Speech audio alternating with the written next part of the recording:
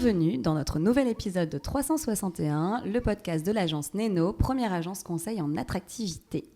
Merci Caroline d'être parmi nous aujourd'hui. Je suis ravie, c'est toujours un chouette moment de discuter comme ça sur le 361. Ouais, parce qu'on fait bien plus que le tour de la question sur les questions RH, recrutement et fidélisation.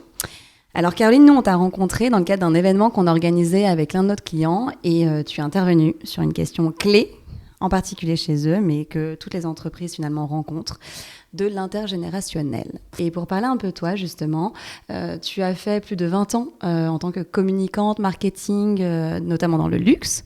Et un jour, tu t'es dit, tiens, il y a quand même de gros enjeux sur cette question des âges dans l'entreprise, de gros préjugés.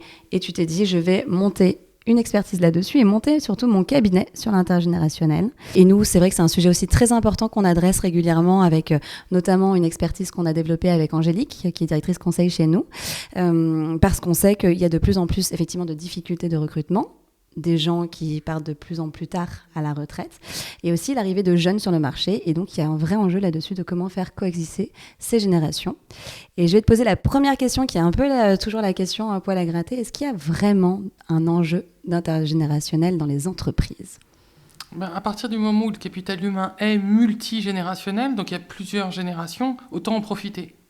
L'intergénérationnel, c'est le principe d'échanger des compétences, des savoirs, des expertises entre générations.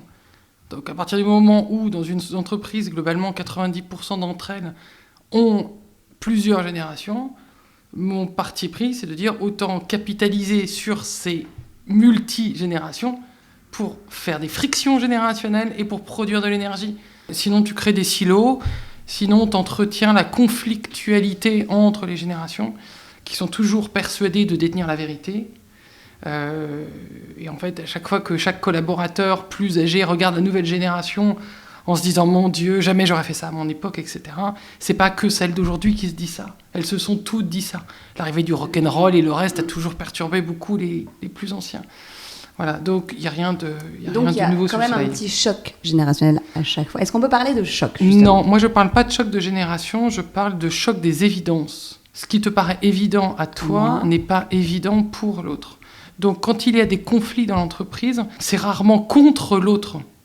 C'est juste parce que son cadre de référence n'est pas celui de la personne à qui tu parles en face. Quand il y a des incompréhensions sur dont on dit souvent le travail, les loisirs, la communication, c'est pas tant mon attitude, je le fais comme un enfant qui le ferait contre à son parent de manière contradictoire, volontaire, pour aller contre et provocatrice.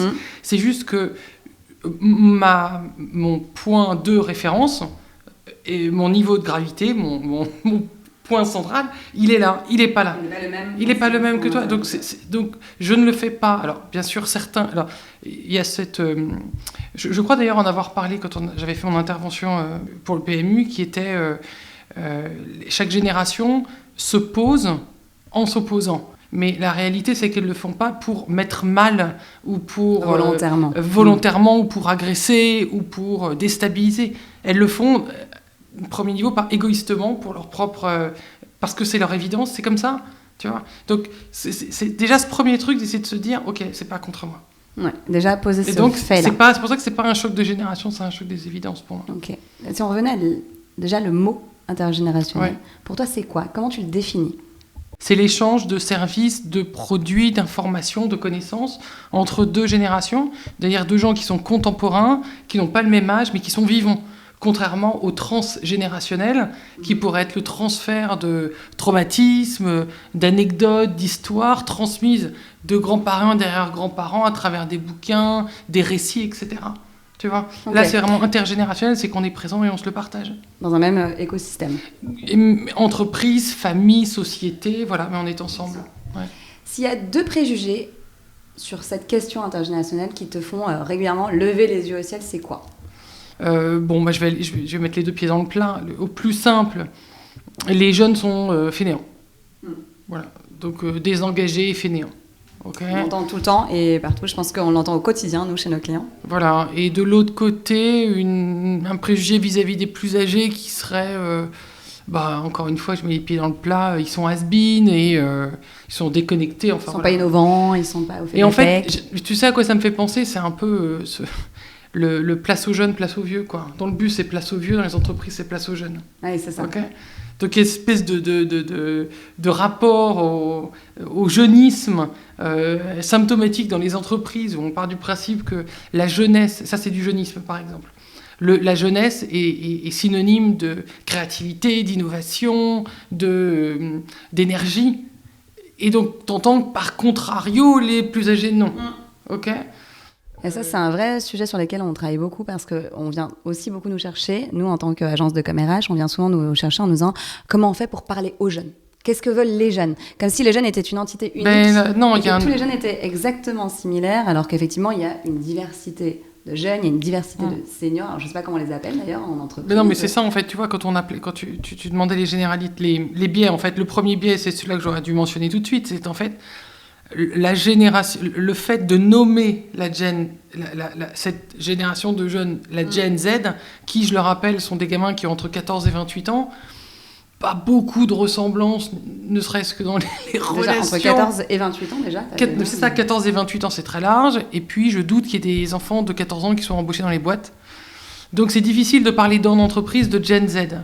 Et c'est très enfermant pour eux d'être mis dans cette catégorie de Gen Z qui les fait regarder sur Internet ce qu'est une Gen Z. Et qu'est-ce que je dois faire, du coup, pour correspondre à ce qu'on attend apparemment de moi? Soit faire ce que je lis être moi, ou bien qu'est-ce que je dois faire pour aller contre ce qu'on dit, ou comment est-ce que je fais pour me sortir de cet habit-là, quoi, parce que je suis pas comme ça. Je rencontre tous les jours en ce moment, parce que quand j'ai démarré quand même mon activité, j'avais pas beaucoup de réseau au niveau de cette jeunesse-là, etc. Et là, je commence à en avoir de plus en plus. Donc, je suis surexcitée, je suis très contente. Et tous les jeunes que je suis amenée à rencontrer aujourd'hui, beaucoup d'alternants.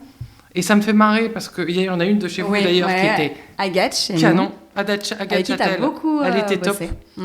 Voilà, je l'ai invitée même à faire un atelier avec un client chez Veolia. C'était canon, ça s'est très très bien passé d'ailleurs. Elle était enchantée. Et c'est vrai que sur cette question d'intergénérationnel, qui n'était pas du tout son sujet, elle avait adoré effectivement bosser avec toi sur ces questions. Ben oui, parce qu'en fait, Veolia me demande, mon équipe a du mal avec les jeunes. J'ai dit, si vous voulez, je vais venir avec un jeune, vous allez lui poser directement la question. Comme ça, il va vous répondre avec franchise. Et surtout, il y a zéro enjeu. Tu vois, il n'y avait pas d'objectif d'avoir un stage, un emploi ou quoi que ce soit. J'ai dit, Agathe, tu viens, tu parles comme tu es. Et tu réponds aux questions. Elle n'a pas dû trop mal savoir faire ça. Non, mais c'était canon. C'était vachement intéressant. Est-ce que l'intergénérationnel peut être un levier d'attractivité pour une entreprise? Les réponses sont toujours plus complexes qu'un oui ou un non, parce qu'après, il faut les expliquer malgré tout. L'intergénérationnel, c'est pas un objectif, d'accord? Déjà, l'intergénérationnel, c'est un moyen au service d'un projet ou d'un objectif. Tu te dis pas, je veux que mon entreprise soit intergénérationnelle. Non, ça veut rien dire. Et c'est comment tu l'accompagnes? Non, elle peut ne pas l'être. Elle peut ne pas l'être. Non, tu peux avoir ton capital multigénérationnel et ne pas suffisamment de créer des ponts entre les générations. D'accord? Donc, il y a beaucoup d'entreprises qui se disent « Moi, je suis au top, je suis intergé », parce qu'ils pensent que d'avoir plusieurs générations suffit à faire de l'intergé. Donc déjà, mettre un point sur cette définition, c'est pas parce que tu as plusieurs générations que tu fais fructifier le capital humain et la connaissance en interne. Une fois que tu as dit ça, l'intergénérationnel est un moyen. Un moyen, c'est-à-dire que tu as des gens de plusieurs générations que tu vas utiliser pour quelque chose. Donc tu peux l'utiliser en effet pour faire du recrutement, pour faire de l'attractivité, pour favoriser ou entretenir la culture d'entreprise. Tu peux le faire aussi pour travailler l'innovation. Si on se dit pour le recrutement ou l'attractivité, comment est-ce que tu l'utilises? L'un des leviers d'attractivité, c'est déjà de montrer que si je viens dans l'entreprise, j'y reste longtemps. Ou en tout cas que mon entreprise dans laquelle je vais rentrer prend soin de ses collaborateurs. Me donne envie de rester. Et si je vois que il n'y a plus personne au-delà de 45 ans dans la boîte, je me dis, bon, visiblement, il ne fait pas bien bon vivre. C'est-à-dire, il y a une sorte de cimetière des éléphants là-dedans qui doivent disparaître à un moment ou à un autre. Dès que je franchis un gap... Et ça veut dire qu'il y a le gap, mais il y a qu'est-ce qui va se passer avant, tu vois. Il y a peut-être aussi une longue traversée du désert avant d'arriver au cimetière. Voilà. Il y a aussi la manière dont je me comporte avec les plus âgés dans l'entreprise. La formation, comment est-ce que je les regarde, comment est-ce que je fais qu'il y a des relais auprès de la jeune génération. Il y a un programme que j'aime beaucoup qui est celui de chez Nestlé qui s'appelle Raconte-moi Nestlé, avec des collaborateurs avec une forte ancienneté, voire des alumni, donc des retraités, qui viennent parler avec les jeunes générations qui arrivent dans l'entreprise. En fait, Exactement. Okay. C'est ce que je disais quand on a fait ce discours et cette intervention. Franchement, j'ai adoré faire ce moment-là parce que c'était plus qu'une conférence. C'était récupérer tout ce qui s'était passé dans la journée et en faire un... Ouais, tu étais resté présent toute la journée pour voir ce qui se disait sur la marque employeur et l'identité de... Et de travailler sur cet arbre, cette cellule souche.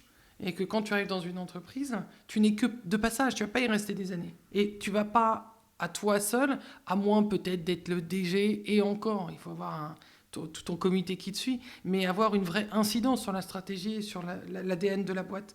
Comme quand tu as des entreprises comme Danone, qui ont des entreprises avec des patrons comme Ribou, qui ont quand même marqué le socle de l'entreprise. Après, il y a eu des changements de direction. L'âme s'est un peu évaporée. Oui. Tu vois. Au bout d'un moment, effectivement, tu perds. Et donc, au bout d'un moment, la culture d'entreprise s'effrite un peu, se fragilise, s'appauvrit un petit peu, alors au profit d'autre chose, mais il est important, pour savoir où on va, de savoir d'où on vient. Revenir à la vision du fondateur, pour continuer à inspirer les jeunes générations, c'est hyper important. Et il y a un modèle qui me démontre que je n'ai pas tort, c'est notamment dans l'industrie du luxe. Dans l'industrie du luxe, tu as des pans entiers de personnes et de locaux dédiés au patrimoine. Les directeurs artistiques dans les maisons passent leur temps dans ces lieux quasiment sacrés où tu vas y trouver toutes les pistes d'innovation qui ont fonctionné ou pas fonctionné, les étoffes, les couleurs, les matières. Ils entretiennent beaucoup, effectivement, cette histoire, cette mémoire. Et qu'est-ce que viennent faire les directeurs artistiques ? Ils viennent piocher leur innovation et leur créativité là-dedans. Quand je discutais avec Sophia Merlot de la BNP Paribas et Laure Savary, on a reparlé d'ailleurs de toute cette direction que la BNP est en train de prendre. D'ailleurs, ils ont rapproché le service patrimoine de l'innovation. Oui, donc vraiment, le lien très direct. Exactement. Entre cette histoire et la capacité à innover dans la continuité, en fait, de l'histoire de Donc l'attractivité, elle est aussi là pour montrer que si tu rentres chez moi, je vais te nourrir d'histoire du passé et tu vas pouvoir marquer ta patte. À nouveau, tu vas pouvoir mettre une empreinte, la tienne, dans l'entreprise, mais je vais te nourrir. Je vais te donner de la valeur pour que tu puisses être nourri par les générations précédentes et les générations suivantes. Tu rentres dans un système. Et c'est ça aussi qui permet de les garder, parce qu'il y a aussi cette question, les attirer, oui, les garder du coup, les faire monter. Les garder, c'est de la co-création. Il est important dans cette jeune génération, et même moins chez les précédentes quand même, mais cet esprit de co-création. Si je viens, je vais faire avec toi. Je ne vais pas faire en te regardant ou après toi quand tu seras parti. On va écrire l'histoire ensemble. On va écrire l'histoire ensemble. Ça, c'est très important. Et tu penses que les ressorts sont les mêmes entre les générations ? Les attentes de l'entreprise, qui peuvent avoir la nouvelle génération et les générations plus anciennes, est-ce qu'elles ont les mêmes attentes ? Toi, tu disais justement plutôt les jeunes que les autres, mais est-ce qu'aujourd'hui, finalement, on se rend compte que par ce contact, en travaillant ensemble, elles ont finalement les mêmes attentes. On les oppose souvent, mais finalement, on se rend compte que l'une et l'autre... Toi qui travailles beaucoup avec elles, est-ce que tu as constaté cela ? C'est quoi ton Beaucoup d'études montrent qu'en réalité, les trois piliers principaux qui sont le salaire, l'équilibre vie pro-perso et le sens, le pourcentage est le même que j'ai moins de 35 ans ou j'ai plus de 50 ans. C'est une étude d'Opinionway qui avait montré ça. Il faut faire attention, encore une fois, à ne pas cliver et segmenter des générations en se disant « eux, ils attendent ça et eux, ils attendent ça ». Même dans une catégorie senior, et ça, c'est le travail qui a été fait par Schneider qui est très intéressant, de segmenter la catégorie senior, donc les gens qui ont 55 ans et plus. Okay. Tous les seniors ne veulent pas transmettre. D'accord ? Tous les seniors ne veulent pas. C'est important, parce qu'on part du principe qu'effectivement, quand on se dit, tiens, je vais travailler avec les seniors pour qu'ils accompagnent nos jeunes, on les met directement dans la case transmission. Exactement. Mais tous ne veulent pas. Déjà, tous ne veulent pas, tous ne savent pas. Ok ? Certains aussi, peut-être d'une ancienne génération, ou ça dépend peut-être de leur éducation, pensent aussi que transmettre, c'est perdre. Parce que l'information était, à l'ancienne époque, la rétention d'information garantissait le pouvoir. Donc à partir du moment où je le lâche, je perds mon statut. D'accord ? Donc, il faut rassurer aussi ces gens-là de l'importance. Mais si je reviens sur les quatre profils de Schneider, il y avait ceux qui étaient très bien dans leur job et ils voulaient continuer comme ça jusqu'à la retraite. Et c'est cool. Et ils le font bien et ils continueront à le faire. Ceux qui voulaient vraiment transmettre dans une posture de générosité, donner, d'être dans un tuilage permanent. Ceux qui étaient fatigués ou pas fatigués, mais qui avaient d'autres objectifs de vie avec des familles, des aidants et qui voulaient partir, plutôt donc en pré-retraite. Et puis il y avait ceux qui voulaient continuer à être formés, booster, voire même accélérer leur carrière. Ouais. Donc on ne peut pas, de la même manière de le faire avec les jeunes, on ne peut pas créer dans les entreprises, et je suis sûr que c'est ce que vous recommandez dans les boîtes, vous ne recommandez pas un même projet pour les jeunes ou un même programme pour des plus de 55 ans. Tout à fait. En diversité. Même chose. Ouais. C'est quelque chose sur lequel on est très acteurs sur l'ultra ciblage déjà, et de faire vraiment du sur-mesure en fonction de ta cible. Et on part pas du principe, effectivement, notamment les jeunes, c'est toujours notre premier discours de dire attention, il n'y a pas un jeune, mais de la même manière, effectivement, il n'y a pas un senior. Et ça, merci pour cet éclairage-là, c'est hyper important.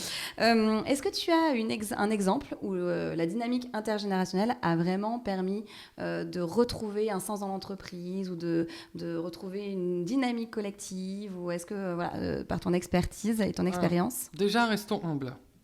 D'accord ? C'est bien. Non, mais c'est important de rester humble.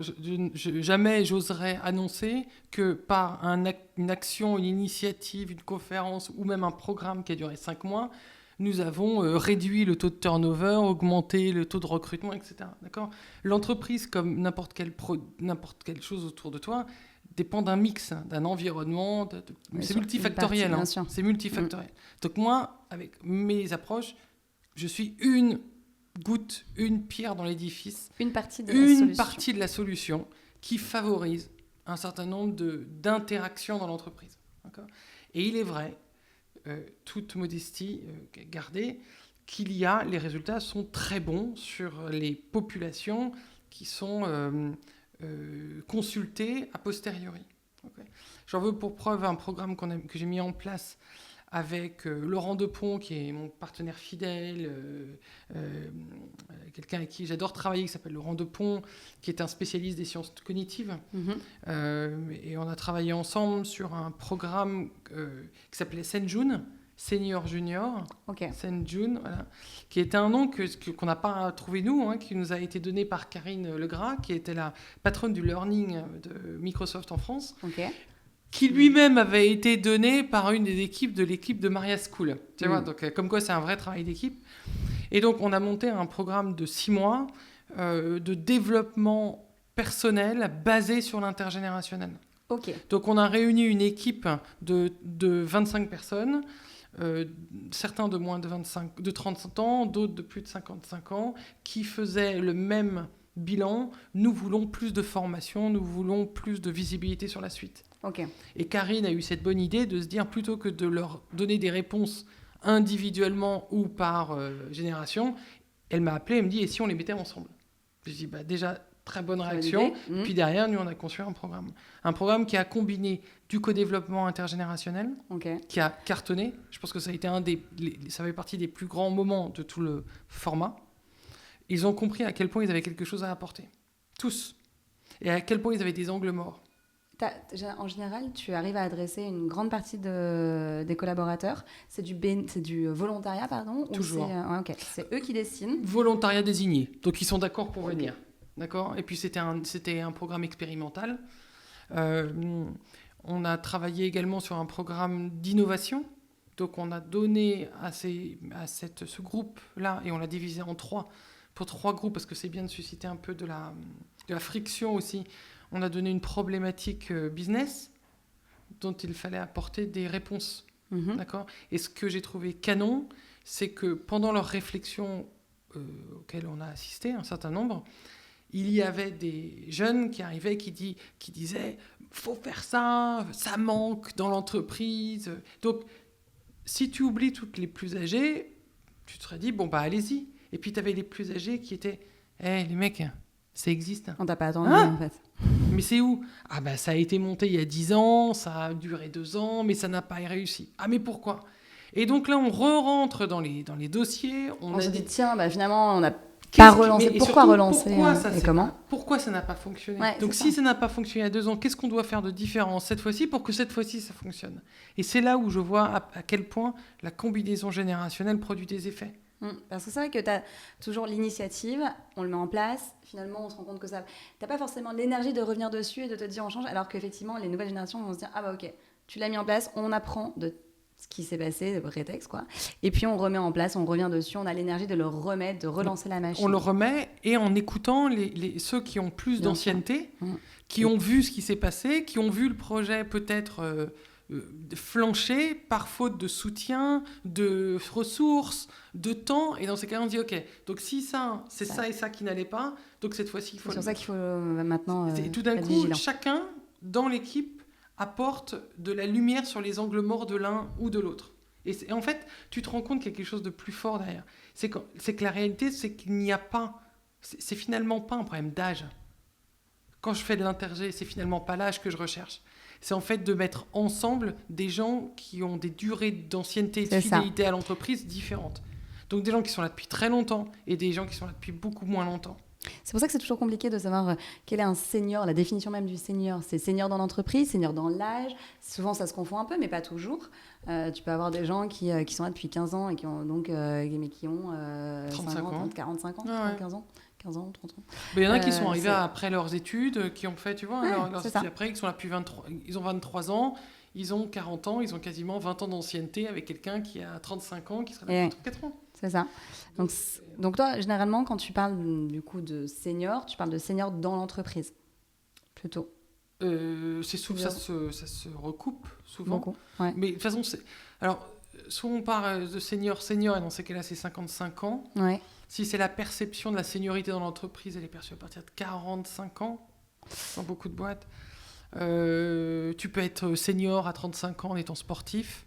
Enfin, je veux dire, donc le mot senior, en fait, globalement, tu pourras le prendre sous tous les angles que tu veux.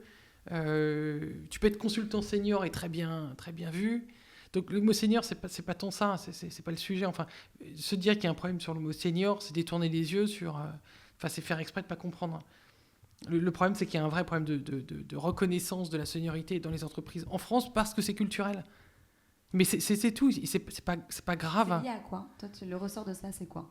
C'est culturel, c'est des décisions qui ont été prises il y a de nombreuses années, notamment à l'époque sous le gouvernement de Mitterrand, de réabaisser l'âge de départ à la retraite. Parce qu'en fait, il y avait un fort taux de chômage, donc il a fallu embaucher des jeunes, et le seul moyen... c'est qu'il y a 100 places dans l'entreprise, il faut libérer de la place, quoi. Donc, on va créer... Et le gouvernement a dit, vous inquiétez pas, vous les virez, nous, on les récupère. Et à ce moment-là, on a créé aussi l'allocation de chômage. Dire que les entreprises n'avaient plus de problème à virer des gens, puisque l'État prenait soin des collaborateurs qui étaient sortis. Okay. Donc, on est dans un État, contrairement aux États-Unis, contrairement à d'autres pays, un État de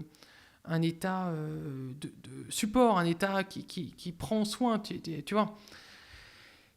Bon, ça fait ce que ça fait aujourd'hui, c'est-à-dire que l'État a une énorme dette et que ça va être de pire en pire, puisque tu as vu partout dans les magazines aujourd'hui, dans les journaux, on en parle à la radio. Ouais, c'est même le papier de Maximus Bailly ce matin, ça se touche, ça y est. La baisse de la natalité, hausse de la mortalité, ça y est.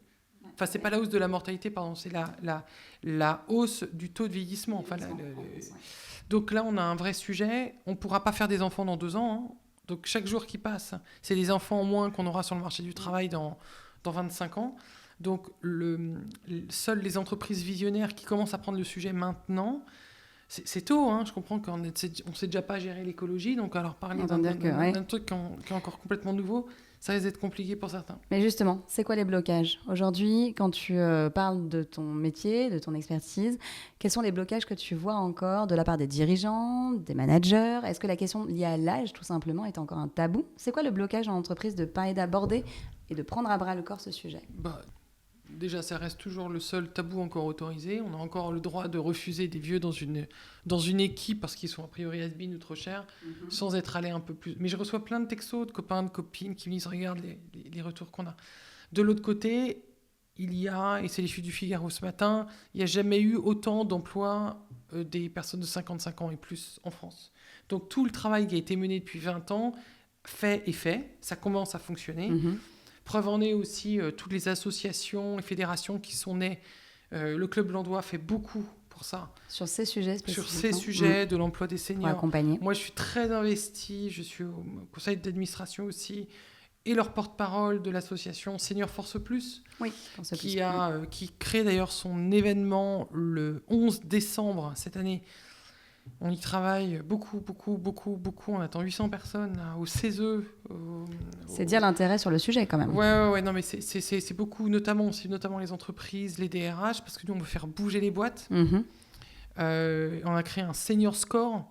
Donc, ça permet aux entreprises de savoir, un peu comme un biscuit, quelle est ta note au moment T sur 8 piliers différents. Au niveau de la gouvernance, du recrutement, de la formation, de l'intergénérationnel, du recrutement, je sais pas si qui permet de faire ton bilan en fait. Tu fais ton bilan à un moment T. Est-ce que les mesures que je mette en place sont à la mesure d'une meilleure employabilité des seniors dans mon entreprise? Et j'obtiens une note. La note, elle n'est pas communiquée. Elle est gardée pour l'entreprise, à elle de voir ce qu'elle veut en faire. Mais ce qui est bien, c'est qu'elle part d'une base. Tu as déjà fait l'expérience de faire cette note au début d'une collaboration et à la fin d'une collaboration? Non, jamais, c'est trop. Non, parce qu'il y a 8 piliers différents. Ouais. Il y a 8 piliers. Donc, il n'y a pas que toi, tu interviens sur... Non, moi, je n'interviens que sur l'interne. Moi, je me suis mis dans une niche de la niche de la niche. Ouais. D'accord, un micro-secteur. Donc, compliqué, effectivement. Mais je creuse dans... En même temps, il y a déjà beaucoup à faire dans cette niche-là. Donc, Mais tu me demandais quels étaient les freins. Donc, le premier, c'est culturel. Le deuxième, c'est que les DRH ont beaucoup de sujets à gérer, tout le temps. Là, c'est la transparence des salaires. Voilà, donc... En ce moment, c'est effectivement leur activité. C'est gros sujet, donc pour le traiter. Ça va venir, je n'ai aucun doute sur le fait que c'est un sujet qui va être traité par beaucoup de DRH, que ce soit des petites PME, des TPE, des ETI, des grands groupes. C'est ce que j'allais te dire, c'est pas plutôt effectivement des grands groupes aujourd'hui qui ont pris ce sujet à bras-le-corps, parce qu'il y a aussi une masse. Non, mais les grands groupes ont de la chance, les grands groupes ont des départements dédiés aux ressources humaines. Quand tu es dans une TPE... T'es 3, 5, 10, 15. Le DG est à la voile DAF. Le directeur financier est aussi le premier de cordée sur ouvrier, atelier. Enfin, je veux dire, ils peuvent pas tout faire d'ailleurs. C'est ce qu'ils me disent à chaque fois. Ils me disent c'est compliqué. Tous les exemples, regarde, depuis le début, je t'ai cité quoi? Microsoft, Schneider. Des grands. Mais même nous, le nôtre, c'est un PMU. Tu vois, PMU, ça reste... BNP Paribas. BNP, ça reste des grosses boîtes. Donc, il y a un vrai enjeu d'avoir des solutions opérationnelles, efficaces, non coûteuses. Oui, c'est ce que j'allais dire, parce que tout le monde ne pourra pas se payer un accompagnement. Non. Mais non, mais moi, c'est pour ça que je peux pas bosser pour des PME, je peux te donner des conseils, mais je ne peux pas être en entreprise. Alors, tu communiques beaucoup sur ces sujets, déjà, tu fais beaucoup de pédagogie pour oui, c'est ça. alerter sur le fait qu'il y a des choses qui peuvent être mises en place, qu'il y a un sujet, déjà, se rendre compte, parce que je pense que on revient sur les obstacles, déjà, c'est la prise de conscience. Ouais, la prise de conscience, et de se dire... Et tu vois, j'ai été un peu déstabilisée il y a quelques temps, mais finalement, ça a du bon. J'aime bien déstabiliser parce que ça me montre, moi aussi, mes angles morts et qu'il faut que je retravaille un peu sur quelque chose. Mais c'était les recommandations pour une TPE, justement.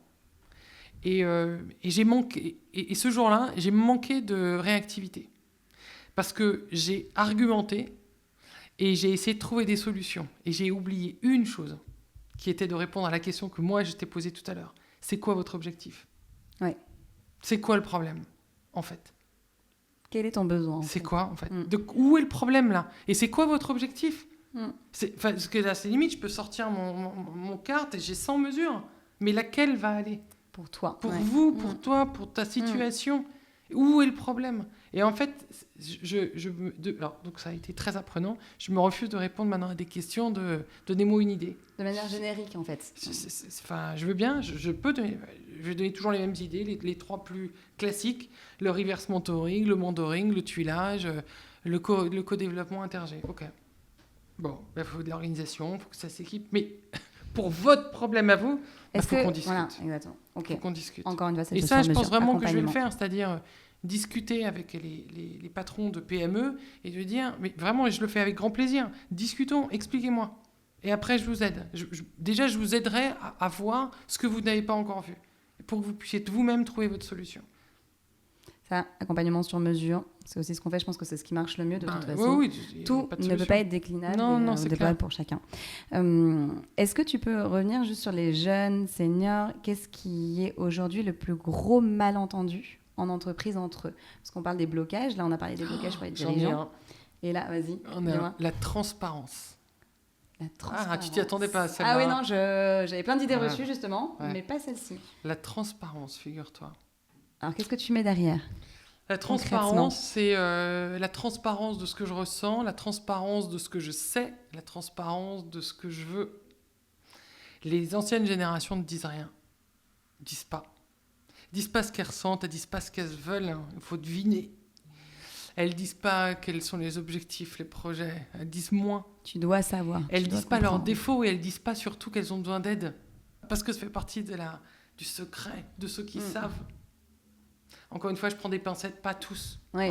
Voilà. Mais c'est ce que j'entends là de plus en plus. Et ça, c'est une vraie nouveauté, je trouve. Oui, c'est vrai que... Exact. C'est j'aime quelque chose beaucoup. qu'on n'a pas forcément toujours identifié. Non. Et de jeunes générations qui veulent de la transparence. Transparence dans l'authenticité des relations. Des rapports, la transparence dans les chiffres, la transparence dans les objectifs, la transparence dans ce dont tu as besoin. Et qui eux-mêmes le sont. Très transparent d'ailleurs, c'est souvent ce qu'on leur reproche d'ailleurs. Bien entendu. Quand ils osent nous dire, moi j'ai besoin, moi je veux du temps pour ma vie perso. C'est carte sur table, la transparance. Ok. Et ça, je trouve ça canon. Merci parce que ça c'est un vrai exercice pour le coup, très chouette. On va aller directement sur le mentoring inversé. Est-ce que c'est une fausse bonne idée? Est-ce que ça fonctionne? Parce qu'on en entend beaucoup parler justement. Tout fonctionne. Encore une fois, c'est quoi l'intention? Le mentoring inversé est un moyen au service de quoi? Est-ce que ça correspond à ton besoin aujourd'hui? Plus que ça, c'est qu'est-ce que tu veux faire dans le mentoring inversé? Est-ce que tu veux créer du lien entre les gens dans ton équipe? Et dans ces cas, tu fais du mentoring inversé avec des gens qui ne se connaissent pas et tu vas faire des duos. Peu importe. L'idée, c'est de se raconter, se trouver des hobbies, se parler de la boîte, etc. Ou bien, est-ce que c'est pour du mentoring inversé pour te doper dans une compétence? Et dans ces cas, tu vas les cibler exactement des compétences dans l'entreprise et les matcher avec des personnes qui en ont besoin. Ok, donc ce que tu me dis, c'est qu'il n'y a pas de fausse bonne idée. En fait, il y a plein d'outils qui existent, ils ne peuvent s'appliquer ou pas en fonction. L'intention. Ok, de là où tu veux aller en fait. Exactement. Où sont tes KPI? Et tu les construis en fonction de cela. Mais où sont tes KPI? Qu'est-ce que tu vas mesurer pour savoir si ce que tu as mis en place a fonctionné? Justement, en parlant de KPIs, comment on sait? C'est quand même très intuitif. Tu me disais qu'il y a des choses qui ont bien fonctionné. Donc tu te bases sur le ressenti. Est-ce qu'il y a des choses, comment on peut savoir qu'une démarche Intergé a bien fonctionné dans une entreprise? Alors, ce que je fais, ce sont des mesures d'impact. Ok. Donc des questionnaires qu'on a d'ailleurs développés avec Laurent, des mesures d'impact en amont et en aval. Donc ce sont les mêmes questions posées en amont, mêmes questions posées en aval. Et on voit l'évolution. Et tu vois l'évolution. Exactement. Entre les deux. C'est aussi simple que ça. D'accord. Et c'est combien de questions à peu près? Une quarantaine de questions. Ouais, donc en plus c'est quand même... ouais, complètement. Donc ça te permet effectivement d'avoir pas mal de matière. Ça dépend après. Il y a un socle commun sur mes préjugés, sur ce que je pense, sur ce qui est vrai, etc. Après d'autres questions développées sur mesure avec le client. Et ça permet ça d'avoir un avant-après. Ouais, ça c'est effectivement un bon moyen parce que il faut sortir du ressenti parce que c'est très difficilement. C'est hyper compliqué. Et puis, donc tu as réussi à trouver un outil effectivement qui permet d'avoir des KPIs. Et puis après, tu as des vrais. Quand on avait fini Microsoft, j'ai demandé à chaque collaborateur qui avait participé au programme comment est-ce qu'il résumerait ce projet. Et donc chacun avait pitché le projet pour la prochaine génération. Et là, tu vois quand même la qualité de ce que tu as fait quand tu vois qu'il y a des. Il y en a qui pitchent mieux que toi même. Ce que je trouve marrant, c'est authentique. C'est authentique par rapport à vraiment ce qui les a développés. Et surtout, tu avais 25 pitchs différents qui parlaient de la même chose. Donc ça enrichissait vachement le projet. Donc tu disais, moi je suis parti de là, on l'a offert tout ça. Et là, vous me rendez un cadeau qui est, visiblement, je vous ai offert beaucoup plus que ce que je croyais vous donner en départ. Quoi. Donc c'est chouette aussi ça, ces retours. En conclusion, 2 petites questions. Déjà, pour une agence comme la nôtre, communication RH, où on aborde de plus en plus ces sujets d'intergénérationnel, puisque nous, on accompagne effectivement beaucoup nos clients sur ces questions RH, qui permettent de fidéliser, de faire surtout se sentir mieux dans l'entreprise. Et c'est aussi une des clés de la fidélisation et de l'engagement des collaborateurs aussi, au-delà de la fidélisation. quels conseils tu pourrais nous donner pour parler et pour mener des projets intergénérationnels? Évidemment, à part s'appuyer sur toi, ce qu'on fera évidemment. Mais qu'est-ce que tu pourrais nous donner pour ne pas tomber, comme conseil, pour ne pas tomber justement dans une espèce de gadget un peu à la mode? On parle de greenwashing, mais ça pourrait être intergé-washing. Enfin, comment on va au-delà d'un simple gadget pour l'entreprise? Je dirais, ne vendez pas des programmes tout de suite, questionnez beaucoup et demandez des verbatims et des situations problématiques qui ont pu se poser et comment se passe surtout, comment se passe l'intergé dans les équipes. Il faut questionner beaucoup, parce qu'il est possible que votre client qui soit en face de vous n'ait même pas conscience qu'il y a un potentiel d'amélioration dans ses équipes ou dans son organisation. Donc ça ne sert à rien de vendre un programme si on n'a pas identifié le problème. Comme filer un médicament si tu n'as pas vu où était le diagnostic. Donc l'idée, ce n'est pas de vendre non plus un diagnostic, hein, c'est déjà de discuter. Et de comprendre, et de montrer le potentiel que pourrait refléter une meilleure dynamique intergénérationnelle dans l'entreprise et voir si des choses ont déjà été entamées. Si on arrive à identifier l'intergénérationnel, c'est revenir toujours à l'essentiel. À quoi ça peut servir ? Ça, c'est vraiment le message clé. Quel pourrait être votre besoin ? Est-ce que c'est problématique de consolider les liens dans l'entreprise parce qu'il y a eu trop de départs et donc on a perdu la fibre ? Est-ce que vous avez des problématiques d'innovation, de résilience ? Ou est-ce qu'il y a des problématiques de réengagement, de recrutement ? Il faut bien... Parce que vendre des programmes de mentoring, fine, mais s'il n'y a pas eu l'objectif derrière, ça ne sert à rien. Ouais, c'est un outil qu'on met comme ça, qu'on pose sur l'étagère. Et puis surtout, la RH va être très contente de le poser, et puis les gens vont le regarder, ils vont se dire, mais so what ? T'y allais, toi ? C'est bien, ça lui a fait plaisir, et c'était cool. Et t'as fait quoi, toi ? Je sais pas. Parce que le risque, c'est de mettre 2 personnes dans une porte, fermer la porte, au revoir, bonne journée, fermer la porte. Mais les mecs, ils vont se dire, et on se dit quoi ? Et on fait quoi, maintenant ? Il y a des problèmes qui sont canons. Hein. Je connais, vous pouvez travailler avec une boîte qui s'appelle Change Factory qui cartonne avec les programmes de mentoring. Ça marche très bien. Mais à chaque fois, ils posent la question, on commence par quoi ? Et c'est pour faire quoi ? On commence par quoi ? Merci beaucoup pour ce mot de la fin, Caroline. Merci d'avoir été avec nous. Merci à vous pour votre écoute. Et puis, je vous retrouve pour un prochain épisode de 361.